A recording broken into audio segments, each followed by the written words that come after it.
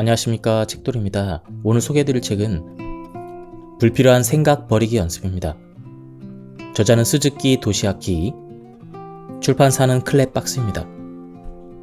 저자 소개를 간단하게 하겠습니다. 스즈키 도시아키, 1950년 도쿄 출생의 심리학자, 자기의식 구조를 주요 연구 주제로 삼고 있으며 자존심, 성의식, 인격 형성 등을 연구한다. 그럼 바로 본문을 보도록 하겠습니다. 그토록 다짐하고 노력했는데 왜 인생은 바뀌지 않을까? 잔인한 말 같지만 아무리 성공에 관한 책을 읽어도 인생은 바뀌지 않고 회사를 옮기거나 결혼을 해도 당신의 인생에 반전이 일어날 일은 없을 것이다.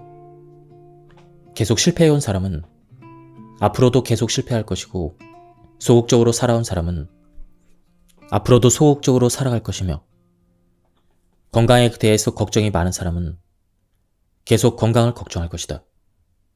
왜 그럴까? 사람들은 자기도 모르는 사이에 인생의 각본을 써놓고 그 각본대로 살기 때문이다. 당신도 예외가 아니다. 원했든 아니든 당신은 각본에 맞춰 살아왔으며 앞으로도 그럴 것이다. 또 이런 일은 없었는가?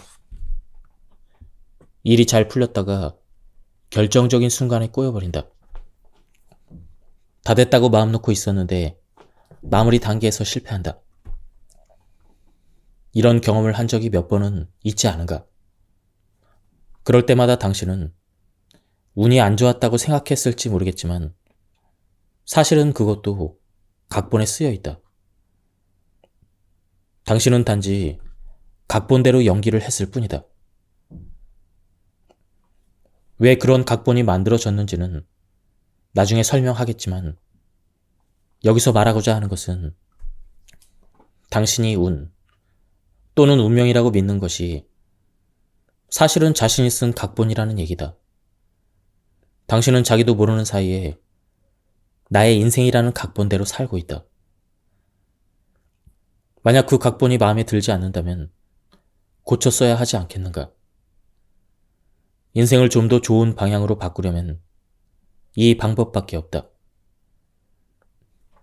아무리 확실한 성공 노하우를 얻었든, 많은 돈을 가지고 있든, 최고의 배우자를 찾았든, 자신의 각본을 다시 쓰지 않는 한 인생은 근본적으로 달라지지 않는다.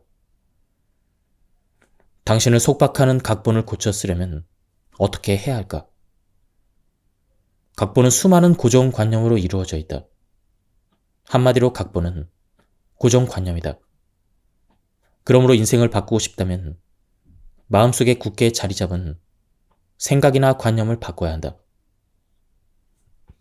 인생을 변화시키는 열쇠는 이제까지 자신을 속박해온 고정관념을 버리는 것이다. 이 책에서는 지금까지 당신을 지배해온 각본의 정체를 밝히고 그것을 새롭게 다시 쓰는 방법을 이야기할 것이다. 각본은 수많은 고정관념으로 이루어져 있기 때문에 고정관념이 어떻게 만들어지는지를 먼저 이해하고 그런 다음 거기서 벗어나는 법을 알아내야 한다. 당연한 얘기지만 인생 각본이라고 해서 실제로 각본을 쓰는 것은 아니다. 심층 심리에서 무의식적으로 각본이 쓰인다는 의미다. 인간은 다양한 체험을 통해 느낀 점을 바탕으로 나는 분명 이런 인생을 살 것이다 라는 각본을 쓴다. 그것도 무의식 상태에서 자신이 전혀 깨닫지 못한 채 말이다. 그리고 그 각본에 따라 인생을 살아간다. 사람은 자신에 대해서 어떤 생각이나 신념을 갖게 되면 무의식적으로 그에 맞는 행동을 하게 되며 결국 그 신념은 현실이 된다. 이를 심리학에서는 자기 성취적 예언이라고 한다. 예를 들어 점쟁이에게 일주일 안에 사고를 당할 것이다 라는 말을 들으면 무의식적으로 그렇게 되는 쪽으로 행동하게 되고 실제로 사고가 일어나 점쟁이의 말이 현실이 된다. 또 혈액형이 A형인 사람은 이런 성격이다라는 말을 들으면 그에 맞게 행동을 해서 성격 특성을 증명한다. 이런 것들이 자기 성취적 예언 현상이다. 인생 각본은 한마디로 인생 예언서이다. 모든 사람이 자기도 모르는 사이에 예언서에 따라 움직인다. 요컨대 나는 운이 나쁘다라고 생각하는 사람은 그런 각본을, 나는 운이 좋다라고 생각하는 사람은 그런 각본을 스스로 쓰는 셈이다. 항상 성공한다라고 생각하는 사람은 그런 각본을, 결정적 순간에 일이 어그러진다라고 생각하는 사람은 그런 각본을 쓴 것이다. 실제로 운이 나쁘거나 우연히 일이 잘못되는 것이 아니라 모든 것은 스스로 만들어낸 스토리에 지나지 않는다. 유명한 심리학자인 굴딩 부부는 금지령의 영향을 강하게 받는 사람은 부정적인 인생 각본을 갖게 되는 경향이 있다고 밝혔다. 금지령이란 문자 그대로 뭐뭐 하면 안 된다라는 명령이다. 누구나 어렸을 때 모르는 사람을 따라가면 안 돼. 밤 10시 이후에는 TV를 보면 안 돼. 이와 같은 말을 들은 적이 있을 것이다. 이것이 금지령이다.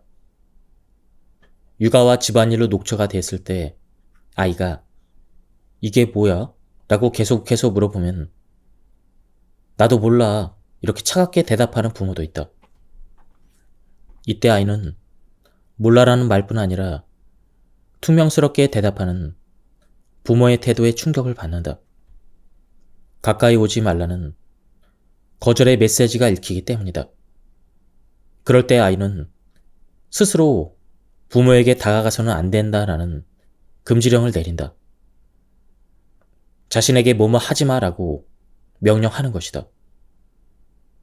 부모의 기분을 거스르지 않으려면 어리광을 부리지 않는 것이 좋겠다고 느끼고 항상 눈치를 보며 부모와 거리를 둔다. 이것은 말하자면 아이의 고정관념이다. 스스로 자기의 행동을 제한함으로써 필사적으로 부모의 사랑을 얻으려는 생존 본능의 결과이다. 어릴 때 생긴 고정관념은 어른이 되어서도 쉽게 없어지지 않는다. 그 결과 예컨대 가까이 오지 마라는 금지령을 받은 아이는 어른이 되어서도 사람들과 소통하는 능력이 미숙해 혼자 있는 시간이 많은 외톨이 인생을 살게 된다. 다음은 대표적인 금지령 예시들을 보도록 하겠습니다. 느끼지 마. 넘어져 아파서 울고 있는데 부모에게 무시당하거나 차마람에 억압당한, 그래서 자신의 욕구나 감정을 솔직하게 드러내지 못했던 사람이 갖기 쉬운 금지령이다. 이 금지령을 품고 있는 사람은 감정을 억누르는 게 버릇이 돼서 매사에 무관심하고 감동을 느끼지 못한다. 울거나 화를 내는 일이 없는 사람, 목소리에 억양이 없고 표정이 단조로운 사람은 이 금지령의 영향을 받고 있을 가능성이 크다. 생각하지 마. 세상에는 말대꾸하지 마.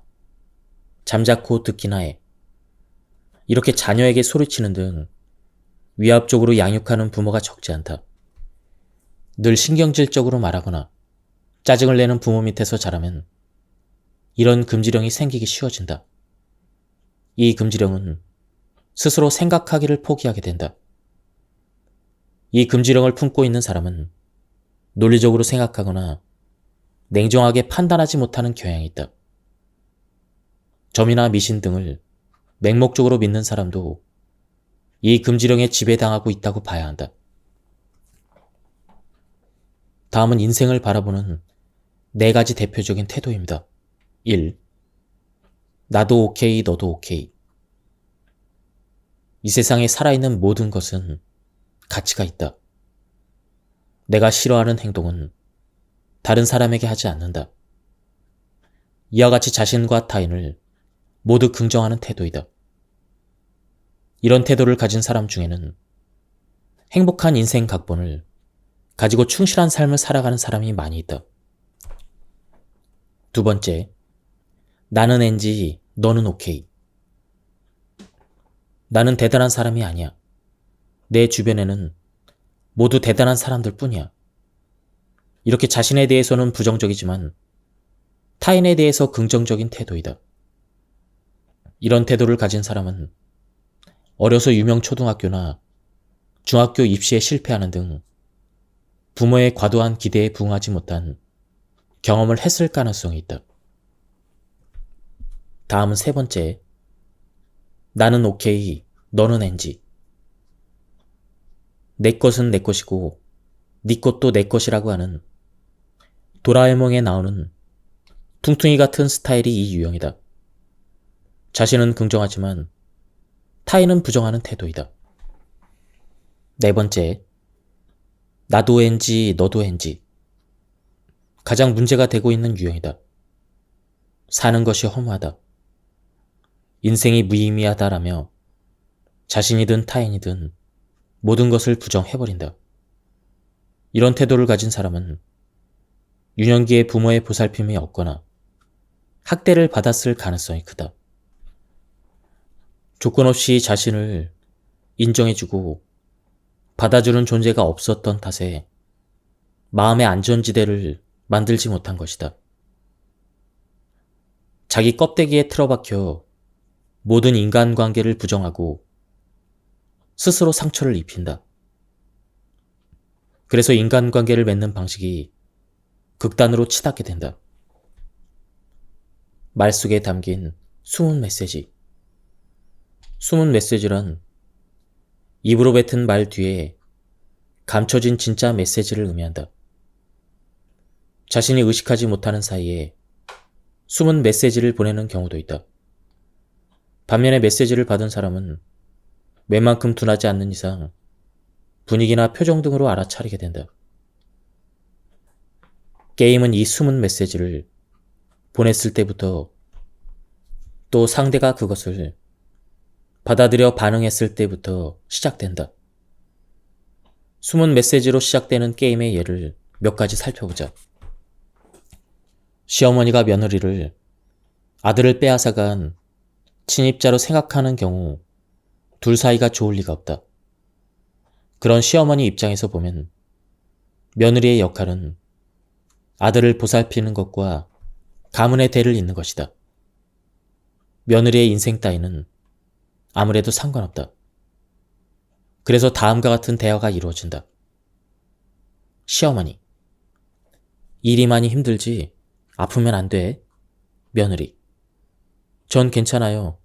걱정해 주셔서 고맙습니다. 언뜻 들으면 며느리를 걱정하는 좋은 시어머니와 공손한 며느리처럼 보인다. 그러나 여기에는 다음과 같은 숨은 메시지가 있다. 시어머니. 직장을 그만두고 집안일에 전념하지 그러니? 며느리. 제가 그 속을 모를 것 같으세요? 시어머니는 네가 무슨 일을 해 가정을 지켜야지. 이렇게 생각하던 터라 빈정거림을 담아 메시지를 보냈다. 이에 며느리는 시어머니의 말에 숨은 메시지가 있다고 느꼈고 말 속에 빈정거림이 담겨 있다고 받아들였다. 자신을 집안을 유지하기 위한 수단으로만 생각하고 자기 삶에 대해서는 진심으로 걱정해주지 않는다는 느낌을 받은 것이다. 이처럼 사람은 가끔 숨은 메시지를 사용해 상대를 게임에 끌어들여 보상을 얻으려는 경향이 있다. 게임을 통해 나는 오케이, 너는 NG 등의 태도를 확인하는 것이다. 물론 모든 대화에 숨은 메시지가 있는 것은 아니다. 매번 그런 것을 신경 썼다가는 정신이 견디지 못할 것이다. 다만 사람은 이런 숨은 메시지를 사용해서 게임을 하는 경향이 있다는 사실 정도는 알아두는 것이 좋다. 왜 사람은 고정관념을 가지는 걸까? 고정관념이 뇌의 부담을 줄여주므로 편하게 사는 데 도움이 되기 때문이다. 만약 고정관념이 전혀 없다면 어떻게 될까? 극단적으로 말하면 옷을 입어야 하나? 가족을 믿어야 하나? 식사는 해야 되나?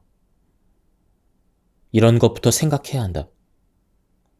당신이 이렇게 책을 읽을 수 있는 것도 그동안의 경험이 만들어낸 일종의 고정관념 덕분이라고 할 수가 있다. 사람은 보다 효율적으로 살기 위해 불필요한 생각을 하지 않도록 고정관념을 갖는다. 정상적인 일상생활을 유지하려면 왜라는 의심의 고리를 적당한 곳에서 끊어낼 필요가 있다. 어린 아이들은 고정관념이 발달하지 않았기에 어른들에게 왜라는 질문을 반복한다. 자동차는 왜 빨라? 아빠는 왜 회사에 가? 해는 왜 동쪽으로 떠? 어른들에게는 너무나 당연한 것들인데도 아이들은 일일이 왜라는 질문을 던진다. 그래서 어른들은 영원히 계속될 것 같은 아이의 질문을 적당한 곳에서 멈추게 할 필요성을 느낀다. 고정관념을 이해할 때 중요한 개념으로 자동 사고라는 것이 있다. 예를 들어 등산을 갔다고 해보자. 친구와 이야기를 나누며 나무 사이로 핀 꽃을 구경하면서 산을 오르고 있는데 갑자기 바스락거리는 소리가 나면서 풀숲이 크게 흔들린다. 일반적으로 이런 상황에서는 뱀인가? 아니면 곰일지도 몰라. 이렇게 위험을 감지하고 재빨리 도망칠 것이다. 풀숲이 흔들리는데 다람쥐나 토끼가 나오리라는 그런 생각을 하는 사람은 많지 않을 테니 말이다. 심리학에서는 이처럼 어떤 상황이나 사건에 맞닥뜨렸을 때 불쑥 어떤 생각을 하게 되는 습관을 자동 사고라고 부른다. 근거나 이유를 건너뛰고 결론에 도달하는 자동 사고는 애초에 인간이 자신의 몸을 지키기 위해 익힌 능력이다. 진화 초기에 인간을 떠올려보자. 원시 시대의 인간은 거대 육식동물의 먹이가 되는 작은 동물에 지나지 않았다. 그러므로 근처의 풀숲에서 소리가 나면 냉정하게 무슨 일이 일어나고 있는지 관찰하고 생각할 여유 따위는 없었다. 이것저것 생각하지 않고 무언가가 온다. 도망치자. 이렇게 생각하며 재빨리 행동해야만 살아남을 수가 있었다. 고정관념은 앞에서 설명한 자동 사고와 밀접한 관계를 가지고 있다. 일상생활을 할 때는 논리적인 사고보다 자동 사고가 더 편리하고 상황을 빠르게 판단해야 할 때도 도움이 된다. 그러나 달리 말하면 자신이 의식하지 못한 상태에서 제멋대로 진행되는 사고라는 뜻이기도 하다. 비행기 조종에 비유하자면 미리 컴퓨터로 제어된 자동 조종과 같은 것이다. 이 자동 사고에서 벗어나기 위해서는 의식적으로 자신의 평소 사고방식, 사물을 보는 관점을 의심해봐야 한다. 즉, 자동으로 조종되는 사고의 스위치를 끄고 조종사인 자신이 직접 조종관을 잡고 수동으로 조종해야 한다. 비행기도 평상시에는 자동 조종으로 움직이다가 무언가 문제가 발생하거나 위급한 상황일 때는 수동으로 전환해 조종한다. 그와 마찬가지로 사람도 만일의 경우에는 스스로 마음을 컨트롤할 수 있도록 준비해둘 필요가 있다. 그렇다면 자동에서 수동으로 바꾸는 스위치는 어디에 있을까? 답은 인지이다. 인지는 개인이 사물을 파악하는 방식을 가리킨다. 당연한 얘기지만 사물을 파악하는 방식은 사람마다 다르다. 똑같은 캐릭터를 보고 귀엽다고 느끼는 사람이 있는가 하면 기분 나쁜 캐릭터라고 생각하는 사람도 있다. 똑같은 외부 자극을 받아도 인지 방식은 사람마다 다르다. 상황이나 사물에 나쁜 면만 보게 되는 부정적 필터를 가진 사람은 긍정적 필터로 바꾸는 것이 좋다. 그러나 말처럼 쉽게 바꿀 수 있다면 누가 이 문제로 고민하겠는가? 완전히 바꿀 수는 없어도 부정적인 생각을 바꾸는데 계기가 되는 방법들을 소개한다. 장점과 단점을 생각한다. 비즈니스를 할 때는 장점과 단점을 따져라라는 말을 자주 한다. 이처럼 자기 생각의 장점과 단점이 무엇인지 생각해보자. 예를 들어 말주변이 없어서 고민이라면 그에 따른 장점과 단점을 따져보자. 단점. 설명이 부족해서 오해를 살 때가 많이 있다. 대화가 이어지지 않는다. 상사가 자주 짜증을 낸다. 사람들 앞에 서면 머릿속이 하얘진다. 사람들과 쉽게 친해지지 못한다. 장점. 말수가 적어 진중하다는 평가를 받는다. 말을 잘하지 못하는 만큼 다른 사람의 말을 잘 들어준다. 쓸데없는 말을 하지 않는다. 이렇게 정리해보면 말주변이 없는 것이 꼭 나쁘기만 한 것은 아니라는 사실을 깨달을 수가 있다. 게다가 자신이 다른 사람의 말을 잘 들어준다는 사실을 깨달으면 말을 잘하는 사람보다 이야기를 더 잘 들어주는 사람이 되자라는 새로운 목표를 세울 수도 있다. 서툴다고 생각했던 것 속에서 의외의 장점을 발견하게 되는 것이다. 그렇게 깨달음을 얻으면 부정적인 필터를 걷어낼 수가 있다. 상대를 싫어하면 상대의 사소한 한마디도 불쾌하게 느껴지고 기분이 우울할 때는 작은 실수도 크게 느껴진다. 이럴 때 추천하는 방법이 발코니 사고법이다. 이 사고법은 온갖 고정관념과 거리를 두는 데 효과적이다. 고정관념에 푹 빠져서 감정적으로 변할 때는 자기밖에 안 보인다. 발코니 사고법은 자기 자신을 높은 곳에서 바라보는 방법이다. 집의 발코니에서 내려다보듯 자기 자신 또는 사물을 높은 시점에서 객관적으로 관찰한다.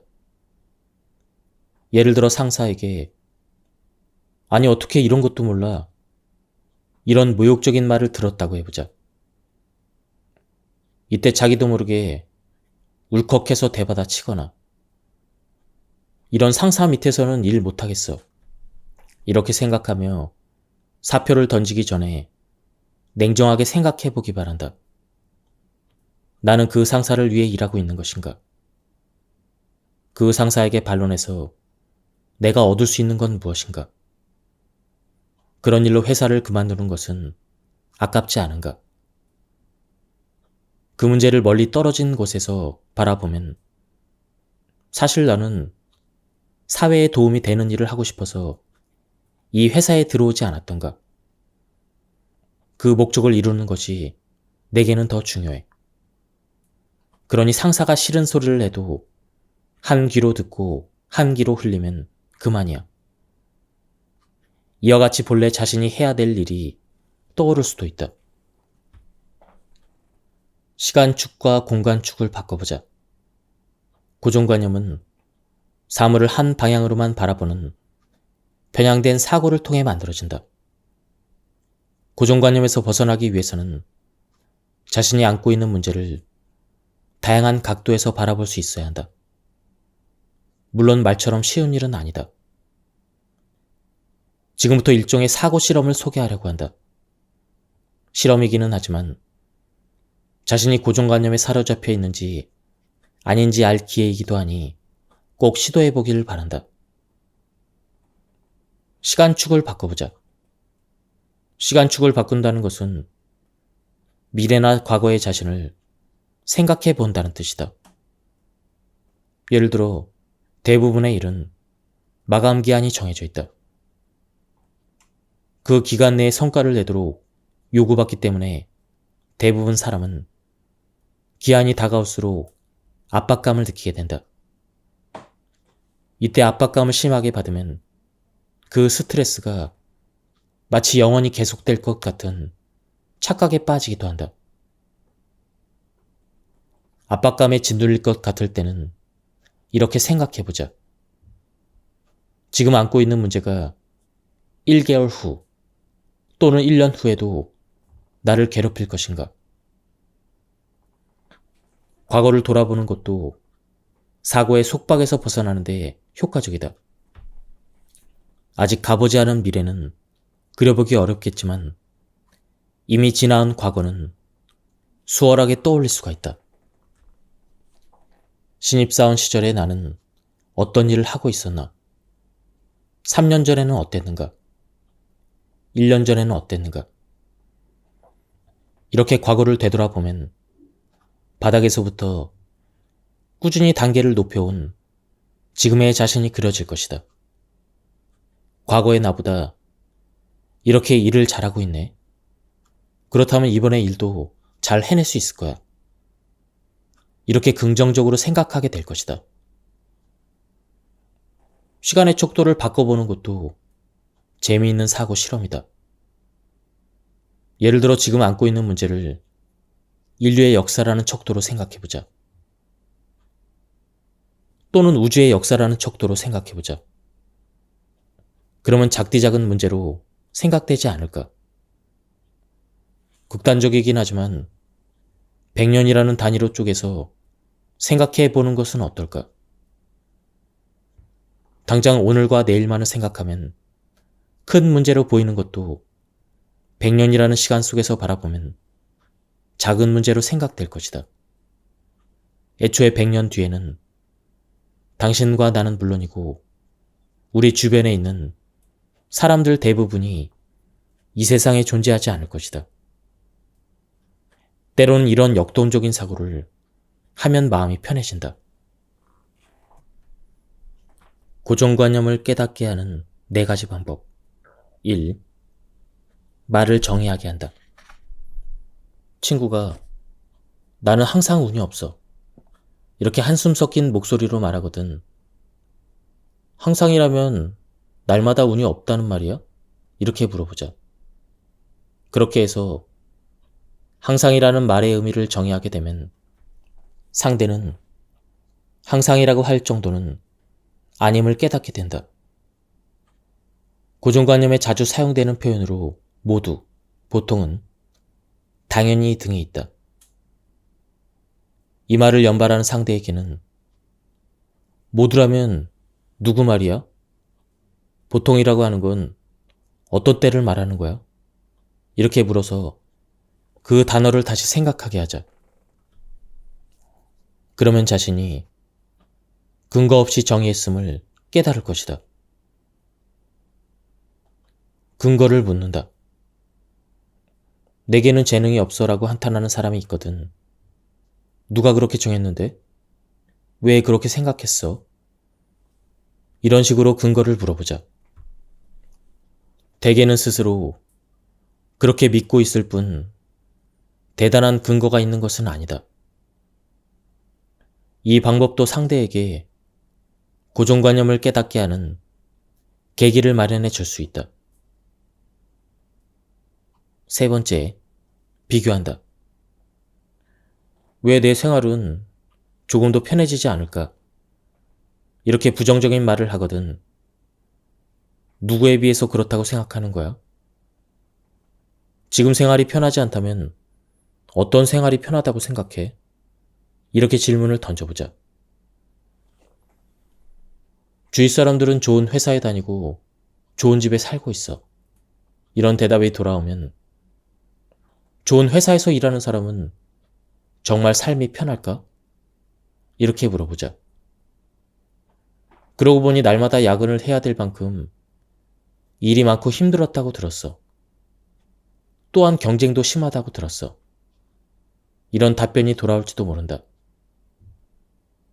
비교를 통해서 자신의 생활도 그렇게 나쁘지 않음을 깨닫게 해주는 방법이다. 태도를 수정할 때는 긍정적인 스트로크가 중요하다. 사람은 본래 애정이나 승인을 갈구한다. 자멸게임이나 공격 게임을 하는 사람은 다른 사람의 인정을 얻기 위해 어쩔 수 없이 그런 행동을 하는 것일 뿐, 본심은 대단하다, 잘했어, 그 정도면 충분해, 이런 말을 듣고 싶어 한다. 교류 분석에서는 상대의 이런 애정어린 말 또는 태도나 동작을 긍정적인 스트로크라고 부른다. 사람은 긍정적인 스트로크를 갈구한다. 마음속에 모아둔 긍정적인 스트로크가 줄어들고 부정적인 스트로크가 늘어나면 어떻게든 긍정적인 스트로크를 얻어서 균형을 잡으려고 한다. 그런데 긍정적인 스트로크를 받지 못할 때는 원하지 않는 게임을 반복한다. 긍정적 스트로크를 얻지 못할 바에야 부정적 스트로크라도 얻으려는 것이다. 부정적인 것이라도 무시당하는 것보다는 낫다고 생각하기 때문이다.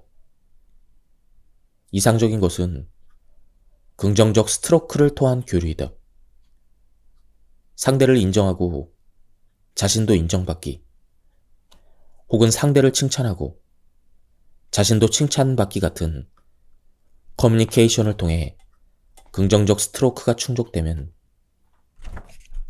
인생에 대한 태도가 나도 오케이, 너도 오케이에 가까워진다. 스트로크에는 쓰다듬다, 어루만지다 라는 의미가 있다. 심리학에서는 이런 신체적인 의미와 함께 칭찬을 하거나 받아들이는 행위와 같이 상대의 존재 또는 가치를 인정하는 심리적인 자극을 의미하기도 한다. 스킨십을 통한 스트로크, 악수하기, 쓰다듬기, 어깨를 가볍게 두드려주기, 끌어안기와 같은 형태로 이루어진다. 말로 하는 스트로크, 인사를 하거나 말을 걸어서 그 존재를 인정하고 받아들이는 것 또는 칭찬하거나 격려하는 것이 말로 하는 스트로크다. 안녕하세요와 같은 간단한 인사에도 당신이 그곳에 있다는 것을 알고 있습니다. 당신은 소중한 존재입니다. 이런 의미를 담을 수 있으므로 효과적이다. 태도에 의한 스트로크, 신체적인 접촉이나 말을 사용하지 않고 눈빛이나 끄덕임 등으로 상대의 존재를 인정하는 방법도 있다. 시선을 맞춰 동의를 표시하거나 아무 말 없이 상대의 이야기에 가만히 귀를 기울여 주는 것도 충분한 스트로크이다. 먼저 상대에게 긍정적인 스트로크를 준다. 집이라면 배우자, 자녀, 부모님에게, 회사라면 상사, 동료, 부하 직원에게 긍정적인 스트로크를 줄 수 있는지 생각해보자. 집에서는 아내에게 오늘 날씨가 따뜻하네.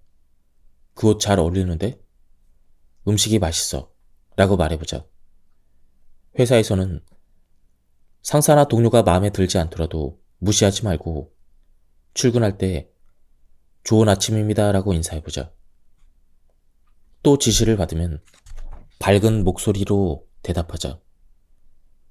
굳이 말로 하지 않아도 된다. 아이와 함께 놀아주거나 부하 직원의 이야기를 들어주거나 배우자와 가볍게 포옹을 하는 것도 좋다. 긍정적인 스트로크는 받지만 부정적인 스트로크는 거부한다. 대단하시네요. 이렇게 칭찬을 받으면 아니에요, 별거 아니에요 라고 말하지 않는가. 그건 멋지네요. 이렇게 칭찬을 받으면 아닙니다. 이거 싸구려예요. 이렇게 대답하지 않는가. 운이 좋았을 뿐입니다. 어떻게 하다 보니까 그렇게 됐습니다. 대단한 일도 아닌데요. 이런 겸손이나 비하의 말은 흔히 미덕처럼 여겨지지만 이런 말을 계속하면 긍정적인 스트로크가 점점 줄어든다. 먼저 당신에게 긍정적인 스트로크를 받아들이지 않는 나쁜 습관이 있음을 깨달아야 한다. 누군가가 칭찬을 해주면 순순히 고맙습니다. 칭찬해 주시니 기쁩니다. 그렇게 말씀해 주시니 힘이 납니다. 이렇게 받아들이고 좋은 기분이 되게 하자. 이것이 중요하다. 한편으로 어떤 말을 듣고 기분이 상했던 적이 있을 것이다. 자네는 상식이 부족하군. 어쩜 그리 센스가 없어. 어차피 못할 것 같은데? 이런 부정적인 스트로크는 냉정하게 받아들여야 한다. 감정적으로 흐르지 말고 조용히 사실을 관찰한다. 그리고 객관적으로 말한다. 예를 들어, 당신은 그렇게 생각하는군요. 그렇군요. 그렇다면 무엇이 문제라고 생각하시죠? 이렇게 반응하면 된다. 부정적인 스트로크가 왔다고 해서 무작정 게임을 시작해서는 안 된다. 감정에 휩쓸리지 말고 객관적으로 사실을 바라보는 것이 중요하다. 이와 같은 방법으로 긍정적인 스트로크를 저축하다 보면 나도 오케이, 너도 오케이라는 태도가 만들어진다. 이런 태도가 만들어지면 모든 사고의 왜곡이 교정될 것이다. 부정적인 스트로크가 오면 부정적 스트로크로 돌려주기 쉬워진다. 그러나 이런 교류는 또 다른 부정적인 스트로크를 부르는 악순환을 초래한다. 반대로 긍정적인 스트로크는 긍정적 스트로크를 불러온다. 이렇게 긍정적인 스트로크가 계속 늘어난다. 주위에서 부정적인 스트로크가 눈에 띄기 시작한다면 주의할 필요가 있다. 먼저 간단한 인사라도 좋으니 당신이 먼저 긍정적인 스트로크를 주어야 한다. 조건 없는 스트로크가 중요하다. 상대에게 스트로크를 줄 때나 받을 때 다음과 같은 표현은 주의하기 바란다. 당신이 잘생겨서 좋아해. 열심히 일해서 좋게 보고 있어. 요즘 같은 때에 지시받은 대로 행동하는 사람은 별로 없지. 훌륭해. 이렇게 어떤 조건을 만족했을 때만 받을 수 있는 스트로크는 주의할 필요가 있다. 조건부 스트로크는 교육이나 훈육을 할 때 많이 사용된다. 그러나 조건부 스트로크만 계속 받다 보면 나는 진짜 스트로크를 받기에는 부족한 사람이야. 이렇게 느끼게 된다. 그러면 항상 다른 사람의 판단 기준이 되어서 바람직한 자기 모습을 찾지 못한다. 바람직한 것은 조건 없이 주어지는 긍정적인 스트로크이다. 너는 살아있는 것만으로도 가치가 있어. 네가 있다는 것만으로도 나는 행복해. 키가 크든 작든 학력이 높든 낮든 나는 너를 사랑해. 조건 없이 스트로크를 주는 것은 쉽지 않은 일이다. 어느 정도의 조건을 붙이는 것이 어쩔 수 없는 측면도 있다. 그러나 조건 없는 긍정적인 스트로크를 주고받으면 심리적으로 매우 강렬한 인상을 남기기 때문에 효과가 더 좋다. 어떻게 인생을 살 것인가? 내면의 아이와의 대화를 통해 금지령이나 드라이버를 발견했다면 그런 것에 영향을 받지 않고 어떤 인생을 살고 싶어? 이렇게 물어보자. 그렇게 해서 자신이 바라는 인생의 이미지가 떠올렸다면 그것을 구체화하기 위해 어떻게 해야 되는지 생각하자. 예를 들어 항상 자신감이 없고 다른 사람의 신경을 쓰는 나, 이런 각본이 있다면 그 원인으로 거슬러 올라가 보자. 자신이 가지고 있는 금지령의 원인이 무엇인지, 그렇게 된 원인이 위압적인 부모라는 사실을 깨닫게 될 수도 있다. 이때 부모에게 자신의 의견을 당당하게 말하는 자신의 모습을 상상해보자.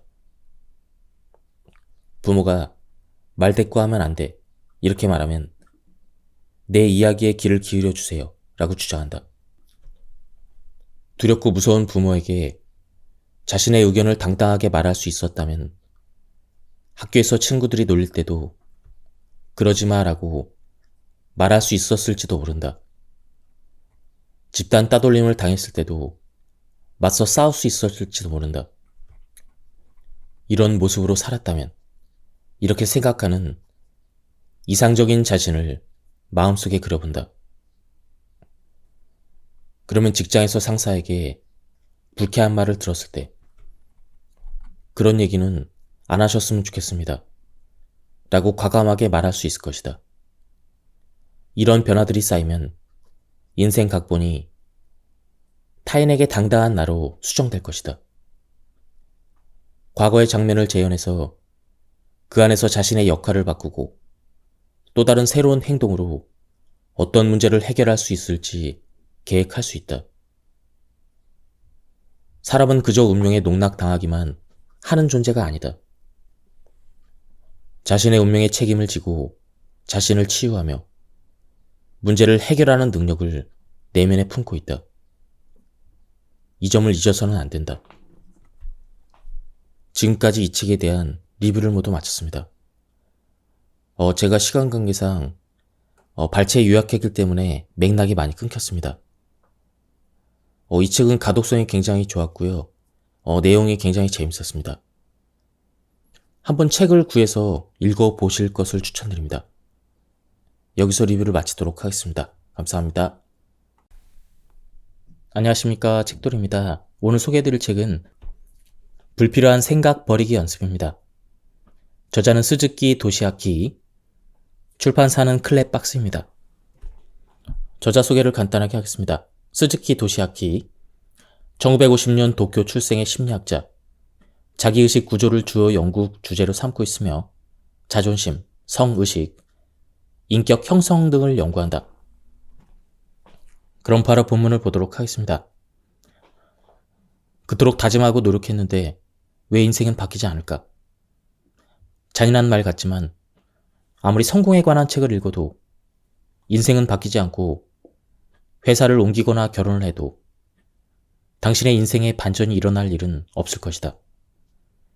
계속 실패해온 사람은 앞으로도 계속 실패할 것이고 소극적으로 살아온 사람은 앞으로도 소극적으로 살아갈 것이며 건강에 대해서 걱정이 많은 사람은 계속 건강을 걱정할 것이다. 왜 그럴까? 사람들은 자기도 모르는 사이에 인생의 각본을 써놓고 그 각본대로 살기 때문이다. 당신도 예외가 아니다. 원했든 아니든 당신은 각본에 맞춰 살아왔으며 앞으로도 그럴 것이다. 또 이런 일은 없었는가? 일이 잘 풀렸다가 결정적인 순간에 꼬여버린다. 다 됐다고 마음 놓고 있었는데 마무리 단계에서 실패한다. 이런 경험을 한 적이 몇 번은 있지 않은가? 그럴 때마다 당신은 운이 안 좋았다고 생각했을지 모르겠지만 사실은 그것도 각본에 쓰여 있다. 당신은 단지 각본대로 연기를 했을 뿐이다. 왜 그런 각본이 만들어졌는지는 나중에 설명하겠지만 여기서 말하고자 하는 것은 당신이 운 또는 운명이라고 믿는 것이 사실은 자신이 쓴 각본이라는 얘기다. 당신은 자기도 모르는 사이에 나의 인생이라는 각본대로 살고 있다. 만약 그 각본이 마음에 들지 않는다면 고쳤어야 하지 않겠는가? 인생을 좀 더 좋은 방향으로 바꾸려면 이 방법밖에 없다.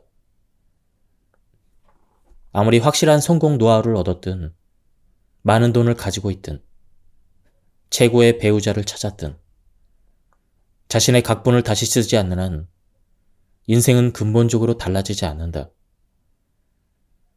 당신을 속박하는 각본을 고쳤으려면 어떻게 해야 할까? 각본은 수많은 고정관념으로 이루어져 있다. 한마디로 각본은 고정관념이다. 그러므로 인생을 바꾸고 싶다면 마음속에 굳게 자리 잡은 생각이나 관념을 바꿔야 한다. 인생을 변화시키는 열쇠는 이제까지 자신을 속박해온 고정관념을 버리는 것이다. 이 책에서는 지금까지 당신을 지배해온 각본의 정체를 밝히고 그것을 새롭게 다시 쓰는 방법을 이야기할 것이다. 각본은 수많은 고정관념으로 이루어져 있기 때문에 고정관념이 어떻게 만들어지는지를 먼저 이해하고 그런 다음 거기서 벗어나는 법을 알아내야 한다. 당연한 얘기지만 인생 각본이라고 해서 실제로 각본을 쓰는 것은 아니다. 심층 심리에서 무의식적으로 각본이 쓰인다는 의미다. 인간은 다양한 체험을 통해 느낀 점을 바탕으로 나는 분명 이런 인생을 살 것이다 라는 각본을 쓴다. 그것도 무의식 상태에서 자신이 전혀 깨닫지 못한 채 말이다. 그리고 그 각본에 따라 인생을 살아간다. 사람은 자신에 대해서 어떤 생각이나 신념을 갖게 되면 무의식적으로 그에 맞는 행동을 하게 되며 결국 그 신념은 현실이 된다. 이를 심리학에서는 자기 성취적 예언이라고 한다. 예를 들어 점쟁이에게 일주일 안에 사고를 당할 것이다 라는 말을 들으면 무의식적으로 그렇게 되는 쪽으로 행동하게 되고 실제로 사고가 일어나 점쟁이의 말이 현실이 된다. 또 혈액형이 A형인 사람은 이런 성격이다라는 말을 들으면 그에 맞게 행동을 해서 성격 특성을 증명한다. 이런 것들이 자기 성취적 예언 현상이다. 인생 각본은 한마디로 인생 예언서이다. 모든 사람이 자기도 모르는 사이에 예언서에 따라 움직인다. 요컨대 나는 운이 나쁘다라고 생각하는 사람은 그런 각본을, 나는 운이 좋다라고 생각하는 사람은 그런 각본을 스스로 쓰는 셈이다. 항상 성공한다라고 생각하는 사람은 그런 각본을, 결정적 순간에 일이 어그러진다라고 생각하는 사람은 그런 각본을 쓴 것이다. 실제로 운이 나쁘거나 우연히 일이 잘못되는 것이 아니라 모든 것은 스스로 만들어낸 스토리에 지나지 않는다. 유명한 심리학자인 굴딩 부부는 금지령의 영향을 강하게 받는 사람은 부정적인 인생 각본을 갖게 되는 경향이 있다고 밝혔다. 금지령이란 문자 그대로 뭐뭐 하면 안 된다라는 명령이다. 누구나 어렸을 때 모르는 사람을 따라가면 안 돼. 밤 10시 이후에는 TV를 보면 안 돼. 이와 같은 말을 들은 적이 있을 것이다. 이것이 금지령이다. 육아와 집안일로 녹초가 됐을 때 아이가 이게 뭐야? 라고 계속해서 물어보면 나도 몰라. 이렇게 차갑게 대답하는 부모도 있다. 이때 아이는 몰라라는 말뿐 아니라 퉁명스럽게 대답하는 부모의 태도에 충격을 받는다. 가까이 오지 말라는 거절의 메시지가 읽히기 때문이다. 그럴 때 아이는 스스로 부모에게 다가가서는 안 된다라는 금지령을 내린다. 자신에게 뭐뭐 하지 마라고 명령하는 것이다. 부모의 기분을 거스르지 않으려면 어리광을 부리지 않는 것이 좋겠다고 느끼고 항상 눈치를 보며 부모와 거리를 둔다. 이것은 말하자면 아이의 고정관념이다. 스스로 자기의 행동을 제한함으로써 필사적으로 부모의 사랑을 얻으려는 생존 본능의 결과이다. 어릴 때 생긴 고정관념은 어른이 되어서도 쉽게 없어지지 않는다. 그 결과 예컨대 가까이 오지 마라는 금지령을 받은 아이는 어른이 되어서도 사람들과 소통하는 능력이 미숙해 혼자 있는 시간이 많은 외톨이 인생을 살게 된다. 다음은 대표적인 금지령 예시들을 보도록 하겠습니다. 느끼지 마. 넘어져 아파서 울고 있는데 부모에게 무시당하거나 차말함에 억압당한, 그래서 자신의 욕구나 감정을 솔직하게 드러내지 못했던 사람이 갖기 쉬운 금지령이다. 이 금지령을 품고 있는 사람은 감정을 억누르는 게 버릇이 돼서 매사에 무관심하고 감동을 느끼지 못한다. 울거나 화를 내는 일이 없는 사람, 목소리에 억양이 없고 표정이 단조로운 사람은 이 금지령의 영향을 받고 있을 가능성이 크다. 생각하지 마. 세상에는 말대꾸하지 마. 잠자코 듣기나 해. 이렇게 자녀에게 소리치는 등 위압적으로 양육하는 부모가 적지 않다. 늘 신경질적으로 말하거나 짜증을 내는 부모 밑에서 자라면 이런 금지령이 생기기 쉬워진다. 이 금지령은 스스로 생각하기를 포기하게 된다. 이 금지령을 품고 있는 사람은 논리적으로 생각하거나 냉정하게 판단하지 못하는 경향이 있다. 점이나 미신 등을 맹목적으로 믿는 사람도 이 금지령에 지배당하고 있다고 봐야 한다. 다음은 인생을 바라보는 4가지 대표적인 태도입니다. 1. 나도 오케이, 너도 오케이. 이 세상에 살아있는 모든 것은 가치가 있다. 내가 싫어하는 행동은 다른 사람에게 하지 않는다. 이와 같이 자신과 타인을 모두 긍정하는 태도이다. 이런 태도를 가진 사람 중에는 행복한 인생 각본을 가지고 충실한 삶을 살아가는 사람이 많이 있다.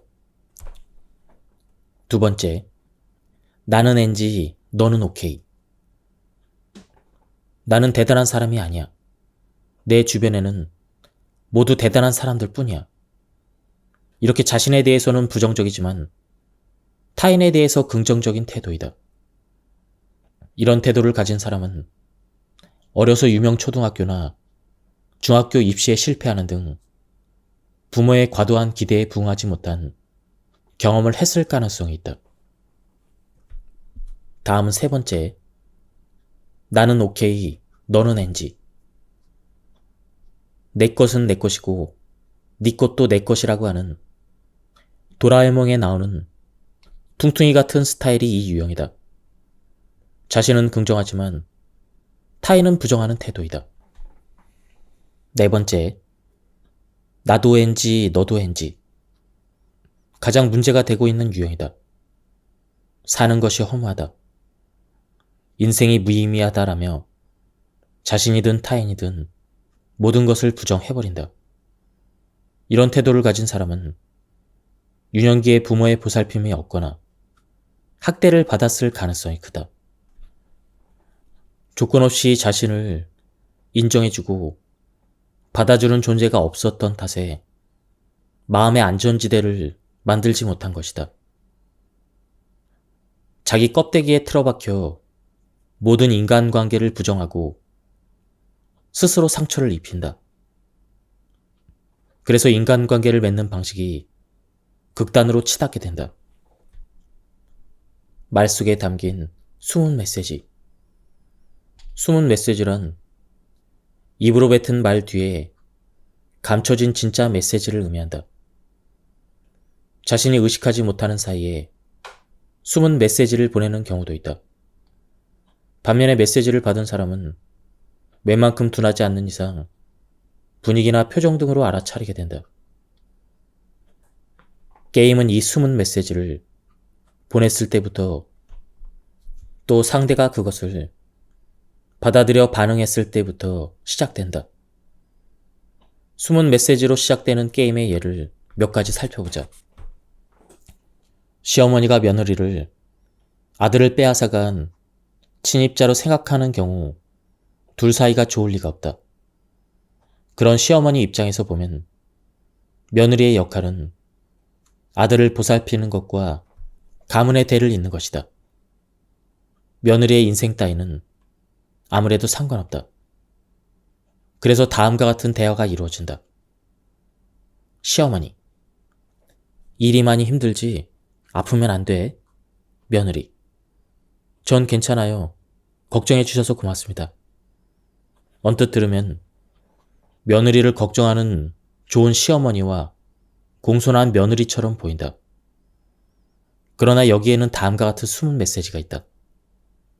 시어머니, 직장을 그만두고 집안일에 전념하지 그러니? 며느리, 제가 그 속을 모를 것 같으세요? 시어머니는 네가 무슨 일을 해, 가정을 지켜야지. 이렇게 생각하던 터라 빈정거림을 담아 메시지를 보냈다. 이에 며느리는 시어머니의 말에 숨은 메시지가 있다고 느꼈고 말 속에 빈정거림이 담겨 있다고 받아들였다. 자신을 집안을 유지하기 위한 수단으로만 생각하고 자기 삶에 대해서는 진심으로 걱정해주지 않는다는 느낌을 받은 것이다. 이처럼 사람은 가끔 숨은 메시지를 사용해 상대를 게임에 끌어들여 보상을 얻으려는 경향이 있다. 게임을 통해 나는 오케이, 너는 NG 등의 태도를 확인하는 것이다. 물론 모든 대화에 숨은 메시지가 있는 것은 아니다. 매번 그런 것을 신경 썼다가는 정신이 견디지 못할 것이다. 다만 사람은 이런 숨은 메시지를 사용해서 게임을 하는 경향이 있다는 사실 정도는 알아두는 것이 좋다. 왜 사람은 고정관념을 가지는 걸까? 고정관념이 뇌의 부담을 줄여주므로 편하게 사는 데 도움이 되기 때문이다. 만약 고정관념이 전혀 없다면 어떻게 될까? 극단적으로 말하면 옷을 입어야 하나? 가족을 믿어야 하나? 식사는 해야 되나? 이런 것부터 생각해야 한다. 당신이 이렇게 책을 읽을 수 있는 것도 그동안의 경험이 만들어낸 일종의 고정관념 덕분이라고 할 수가 있다. 사람은 보다 효율적으로 살기 위해 불필요한 생각을 하지 않도록 고정관념을 갖는다. 정상적인 일상생활을 유지하려면 왜라는 의심의 고리를 적당한 곳에서 끊어낼 필요가 있다. 어린 아이들은 고정관념이 발달하지 않았기에 어른들에게 왜라는 질문을 반복한다. 자동차는 왜 빨라? 아빠는 왜 회사에 가? 해는 왜 동쪽으로 떠? 어른들에게는 너무나 당연한 것들인데도 아이들은 일일이 왜라는 질문을 던진다. 그래서 어른들은 영원히 계속될 것 같은 아이의 질문을 적당한 곳에서 멈추게 할 필요성을 느낀다. 고정관념을 이해할 때 중요한 개념으로 자동 사고라는 것이 있다. 예를 들어 등산을 갔다고 해보자. 친구와 이야기를 나누며 나무 사이로 핀 꽃을 구경하면서 산을 오르고 있는데 갑자기 바스락거리는 소리가 나면서 풀숲이 크게 흔들린다. 일반적으로 이런 상황에서는 뱀인가? 아니면 곰일지도 몰라. 이렇게 위험을 감지하고 재빨리 도망칠 것이다. 풀숲이 흔들리는데 다람쥐나 토끼가 나오리라는 그런 생각을 하는 사람은 많지 않을 테니 말이다. 심리학에서는 이처럼 어떤 상황이나 사건에 맞닥뜨렸을 때 불쑥 어떤 생각을 하게 되는 습관을 자동 사고라고 부른다. 근거나 이유를 건너뛰고 결론에 도달하는 자동 사고는 애초에 인간이 자신의 몸을 지키기 위해 익힌 능력이다. 진화 초기에 인간을 떠올려보자. 원시 시대의 인간은 거대 육식동물의 먹이가 되는 작은 동물에 지나지 않았다. 그러므로 근처의 풀숲에서 소리가 나면 냉정하게 무슨 일이 일어나고 있는지 관찰하고 생각할 여유 따위는 없었다. 이것저것 생각하지 않고 무언가가 온다. 도망치자. 이렇게 생각하며 재빨리 행동해야만 살아남을 수가 있었다. 고정관념은 앞에서 설명한 자동 사고와 밀접한 관계를 가지고 있다. 일상생활을 할 때는 논리적인 사고보다 자동 사고가 더 편리하고 상황을 빠르게 판단해야 할 때도 도움이 된다. 그러나 달리 말하면 자신이 의식하지 못한 상태에서 제멋대로 진행되는 사고라는 뜻이기도 하다. 비행기 조종에 비유하자면 미리 컴퓨터로 제어된 자동 조종과 같은 것이다. 이 자동 사고에서 벗어나기 위해서는 의식적으로 자신의 평소 사고방식, 사물을 보는 관점을 의심해봐야 한다. 즉, 자동으로 조종되는 사고의 스위치를 끄고 조종사인 자신이 직접 조종간을 잡고 수동으로 조종해야 한다. 비행기도 평상시에는 자동 조종으로 움직이다가 무언가 문제가 발생하거나 위급한 상황일 때는 수동으로 전환해 조종한다. 그와 마찬가지로 사람도 만일의 경우에는 스스로 마음을 컨트롤할 수 있도록 준비해둘 필요가 있다. 그렇다면 자동에서 수동으로 바꾸는 스위치는 어디에 있을까? 답은 인지이다. 인지는 개인이 사물을 파악하는 방식을 가리킨다. 당연한 얘기지만 사물을 파악하는 방식은 사람마다 다르다. 똑같은 캐릭터를 보고 귀엽다고 느끼는 사람이 있는가 하면 기분 나쁜 캐릭터라고 생각하는 사람도 있다. 똑같은 외부 자극을 받아도 인지 방식은 사람마다 다르다. 상황이나 사물에 나쁜 면만 보게 되는 부정적 필터를 가진 사람은 긍정적 필터로 바꾸는 것이 좋다. 그러나 말처럼 쉽게 바꿀 수 있다면 누가 이 문제로 고민하겠는가?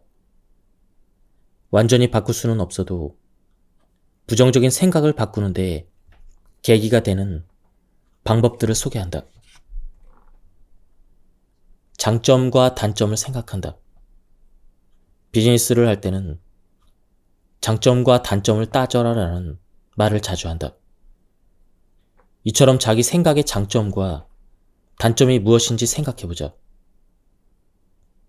예를 들어 말주변이 없어서 고민이라면 그에 따른 장점과 단점을 따져보자. 단점. 설명이 부족해서 오해를 살 때가 많이 있다. 대화가 이어지지 않는다. 상사가 자주 짜증을 낸다. 사람들 앞에 서면 머릿속이 하얘진다. 사람들과 쉽게 친해지지 못한다. 장점. 말수가 적어 진중하다는 평가를 받는다. 말을 잘하지 못하는 만큼 다른 사람의 말을 잘 들어준다. 쓸데없는 말을 하지 않는다. 이렇게 정리해보면 말주변이 없는 것이 꼭 나쁘기만 한 것은 아니라는 사실을 깨달을 수가 있다.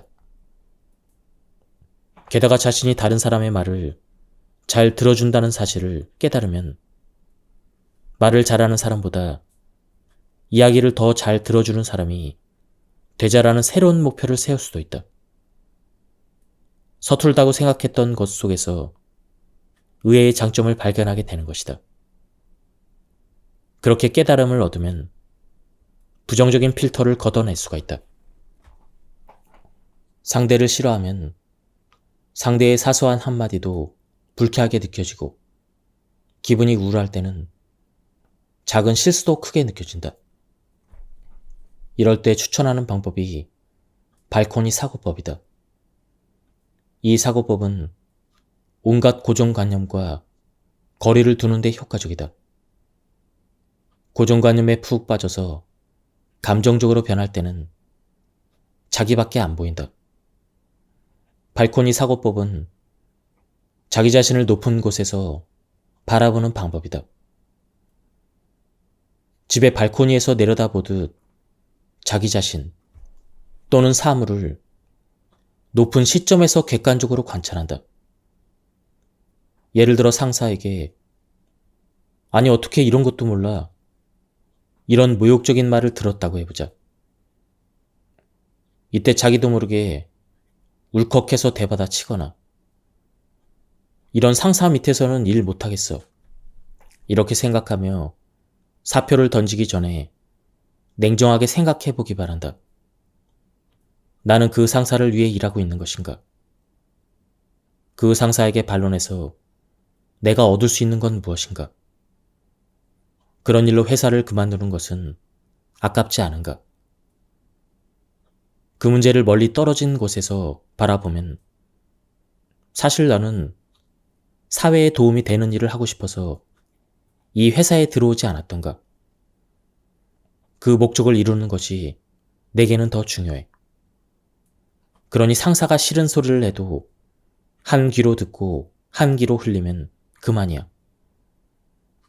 이와 같이 본래 자신이 해야 될 일이 떠오를 수도 있다.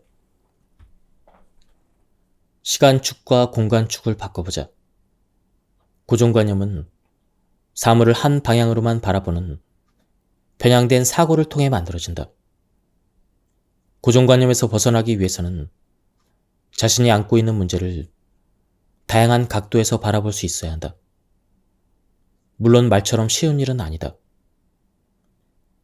지금부터 일종의 사고 실험을 소개하려고 한다. 실험이기는 하지만 자신이 고정관념에 사로잡혀 있는지 아닌지 알 기회이기도 하니 꼭 시도해보기를 바란다. 시간축을 바꿔보자. 시간축을 바꾼다는 것은 미래나 과거의 자신을 생각해 본다는 뜻이다. 예를 들어 대부분의 일은 마감 기한이 정해져 있다. 그 기간 내에 성과를 내도록 요구받기 때문에 대부분 사람은 기한이 다가올수록 압박감을 느끼게 된다. 이때 압박감을 심하게 받으면 그 스트레스가 마치 영원히 계속될 것 같은 착각에 빠지기도 한다. 압박감에 짓눌릴 것 같을 때는 이렇게 생각해보자. 지금 안고 있는 문제가 1개월 후 또는 1년 후에도 나를 괴롭힐 것인가? 과거를 돌아보는 것도 사고의 속박에서 벗어나는 데 효과적이다. 아직 가보지 않은 미래는 그려보기 어렵겠지만 이미 지나온 과거는 수월하게 떠올릴 수가 있다. 신입사원 시절에 나는 어떤 일을 하고 있었나? 3년 전에는 어땠는가? 1년 전에는 어땠는가? 이렇게 과거를 되돌아보면 바닥에서부터 꾸준히 단계를 높여온 지금의 자신이 그려질 것이다. 과거의 나보다 이렇게 일을 잘하고 있네. 그렇다면 이번에 일도 잘 해낼 수 있을 거야. 이렇게 긍정적으로 생각하게 될 것이다. 시간의 척도를 바꿔보는 것도 재미있는 사고 실험이다. 예를 들어 지금 안고 있는 문제를 인류의 역사라는 척도로 생각해보자. 또는 우주의 역사라는 척도로 생각해보자. 그러면 작디작은 문제로 생각되지 않을까? 극단적이긴 하지만 100년이라는 단위로 쪼개서 생각해보는 것은 어떨까? 당장 오늘과 내일만을 생각하면 큰 문제로 보이는 것도 100년이라는 시간 속에서 바라보면 작은 문제로 생각될 것이다. 애초에 100년 뒤에는 당신과 나는 물론이고 우리 주변에 있는 사람들 대부분이 이 세상에 존재하지 않을 것이다.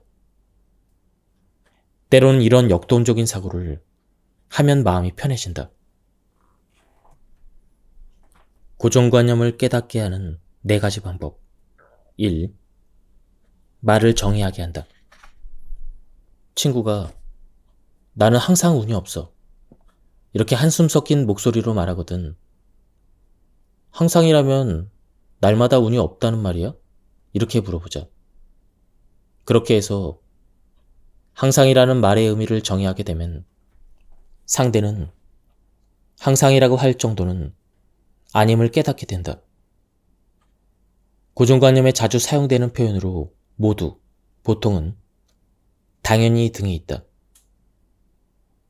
이 말을 연발하는 상대에게는 모두라면 누구 말이야?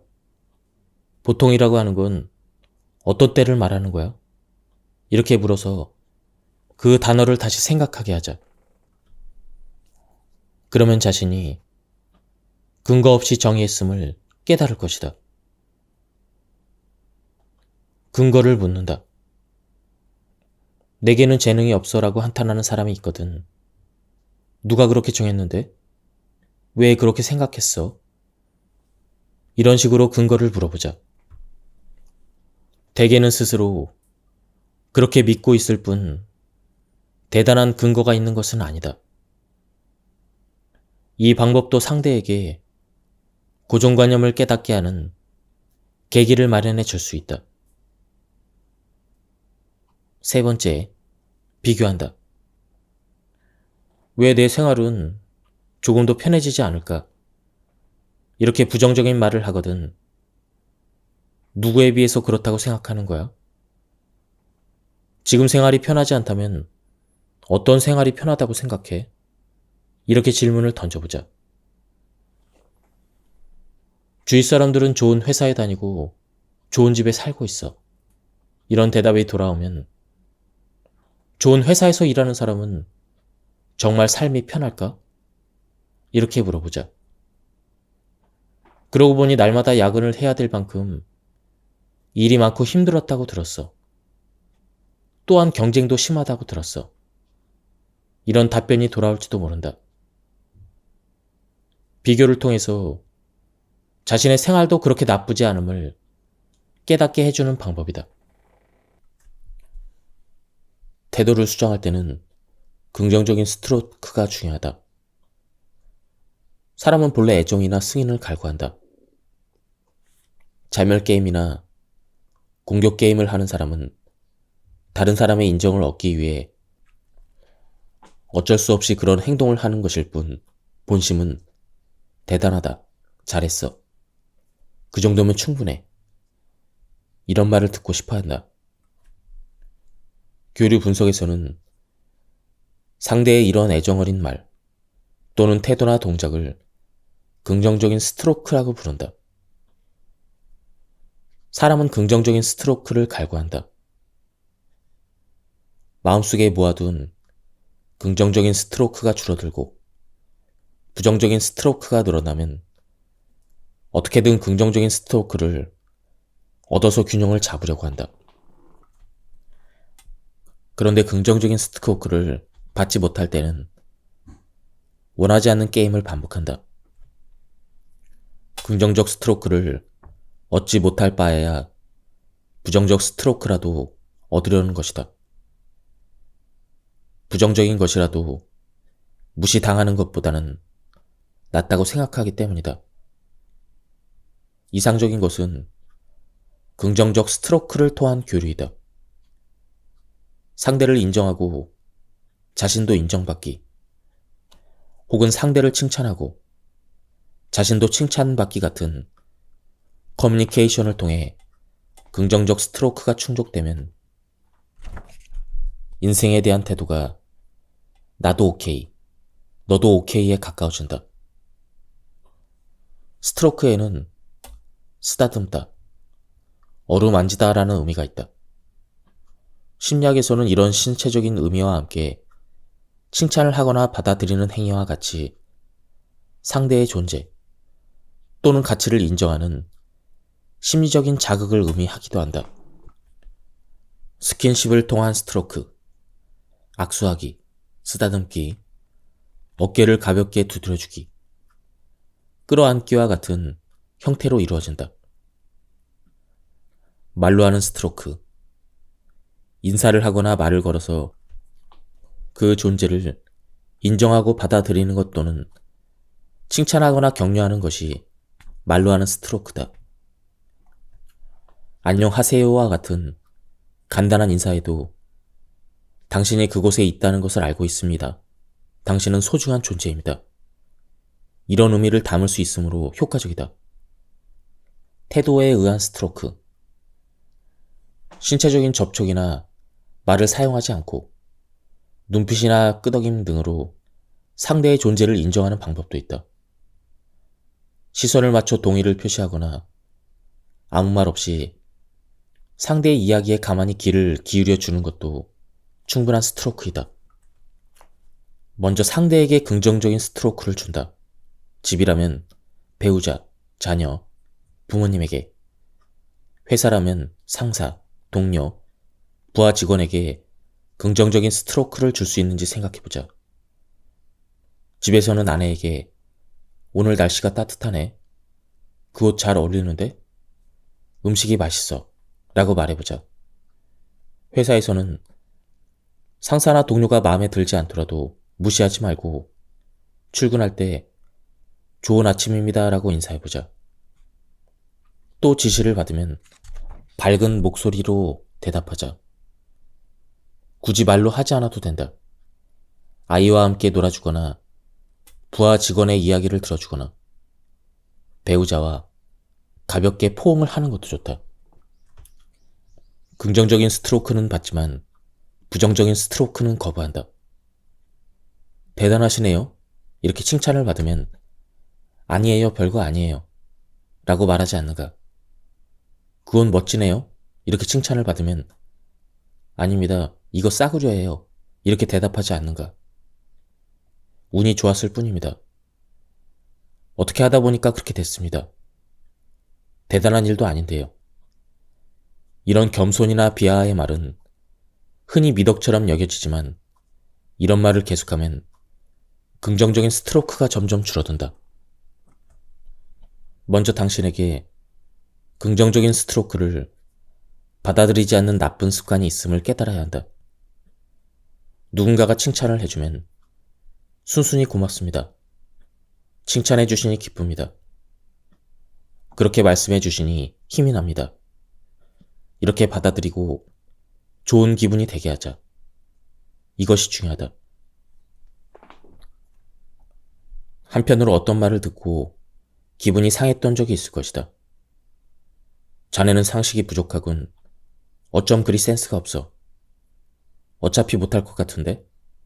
이런 부정적인 스트로크는 냉정하게 받아들여야 한다. 감정적으로 흐르지 말고 조용히 사실을 관찰한다. 그리고 객관적으로 말한다. 예를 들어, 당신은 그렇게 생각하는군요. 그렇군요. 그렇다면 무엇이 문제라고 생각하시죠? 이렇게 반응하면 된다. 부정적인 스트로크가 왔다고 해서 무작정 게임을 시작해서는 안 된다. 감정에 휩쓸리지 말고 객관적으로 사실을 바라보는 것이 중요하다. 이와 같은 방법으로 긍정적인 스트로크를 저축하다 보면 나도 오케이, 너도 오케이라는 태도가 만들어진다. 이런 태도가 만들어지면 모든 사고의 왜곡이 교정될 것이다. 부정적인 스트로크가 오면 부정적 스트로크로 돌려주기 쉬워진다.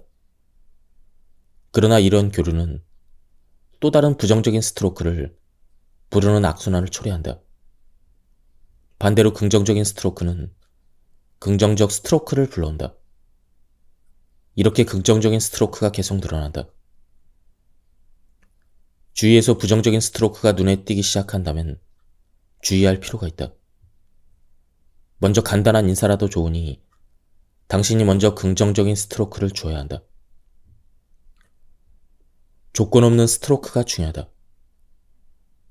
상대에게 스트로크를 줄 때나 받을 때 다음과 같은 표현은 주의하기 바란다. 당신이 잘생겨서 좋아해. 열심히 일해서 좋게 보고 있어. 요즘 같은 때에 지시받은 대로 행동하는 사람은 별로 없지. 훌륭해. 이렇게 어떤 조건을 만족했을 때만 받을 수 있는 스트로크는 주의할 필요가 있다. 조건부 스트로크는 교육이나 훈육을 할 때 많이 사용된다. 그러나 조건부 스트로크만 계속 받다 보면 나는 진짜 스트로크를 받기에는 부족한 사람이야. 이렇게 느끼게 된다. 그러면 항상 다른 사람의 판단 기준이 되어서 바람직한 자기 모습을 찾지 못한다. 바람직한 것은 조건 없이 주어지는 긍정적인 스트로크이다. 너는 살아있는 것만으로도 가치가 있어. 네가 있다는 것만으로도 나는 행복해. 키가 크든 작든 학력이 높든 낮든 나는 너를 사랑해. 조건 없이 스트로크를 주는 것은 쉽지 않은 일이다. 어느 정도의 조건을 붙이는 것이 어쩔 수 없는 측면도 있다. 그러나 조건 없는 긍정적인 스트로크를 주고받으면 심리적으로 매우 강렬한 인상을 남기기 때문에 효과가 더 좋다. 어떻게 인생을 살 것인가? 내면의 아이와의 대화를 통해 금지령이나 드라이버를 발견했다면 그런 것에 영향을 받지 않고 어떤 인생을 살고 싶어? 이렇게 물어보자. 그렇게 해서 자신이 바라는 인생의 이미지가 떠올렸다면 그것을 구체화하기 위해 어떻게 해야 되는지 생각하자. 예를 들어 항상 자신감이 없고 다른 사람의 신경을 쓰는 나, 이런 각본이 있다면 그 원인으로 거슬러 올라가 보자. 자신이 가지고 있는 금지령의 원인이 무엇인지, 그렇게 된 원인이 위압적인 부모라는 사실을 깨닫게 될 수도 있다. 이때 부모에게 자신의 의견을 당당하게 말하는 자신의 모습을 상상해보자. 부모가 말대꾸하면 안 돼, 이렇게 말하면 내 이야기에 귀를 기울여 주세요 라고 주장한다. 두렵고 무서운 부모에게 자신의 의견을 당당하게 말할 수 있었다면 학교에서 친구들이 놀릴 때도 그러지 마라고 말할 수 있었을지도 모른다. 집단 따돌림을 당했을 때도 맞서 싸울 수 있었을지도 모른다. 이런 모습으로 살았다면, 이렇게 생각하는 이상적인 자신을 마음속에 그려본다.